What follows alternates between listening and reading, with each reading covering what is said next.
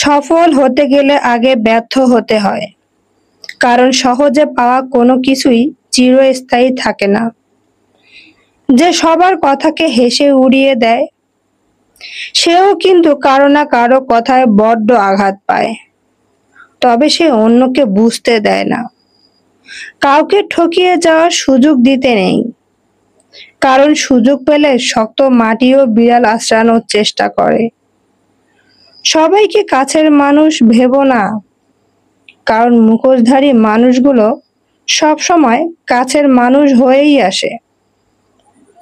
যাদের জন্য তুমি তোমার মূল্যবান সময় নষ্ট করবে, তারাই তোমার বিপদে পাশ কাটিয়ে এড়িয়ে যাবে। যারা প্রতিটি মিথ্যাকে যুক্তি দিয়ে সাজিয়ে ফেলে, তাদের সাথে কখনো তর্কে জিতা যায় না। সময় থাকতে থাকতে মূল্য দেবে না, সময় ফুরালে তার নাগাল আর চাইলেও পাবে না। কারণ আত্মসম্মান সবারই আছে।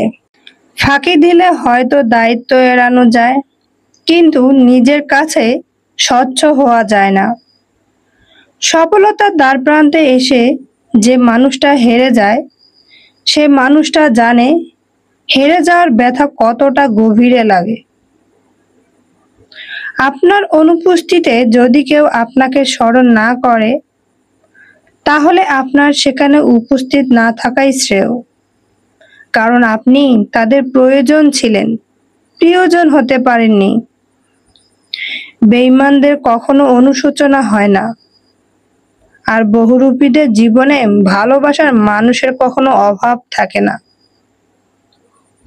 ক্ষতের দাগ মুছে যায়, কিন্তু ক্ষত দেওয়া মানুষটাকে হৃদয় থেকে মুছা যায় না।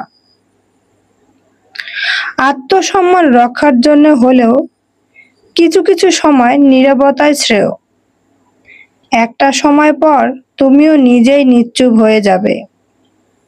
হয় তুমি ভালো থাকতে, না হয় অন্যকে ভালো রাখতে।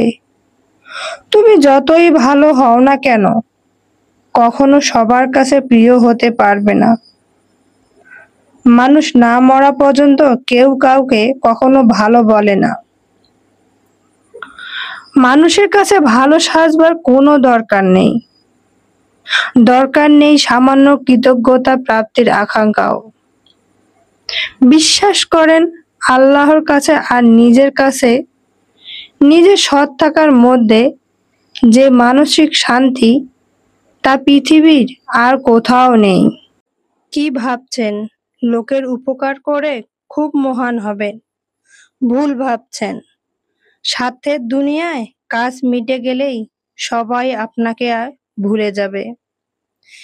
খেয়াল করে দেখবেন, যেখানে আপনার অবদান বেশি, ঠিক সেখানে আপনার বদনামও বেশি।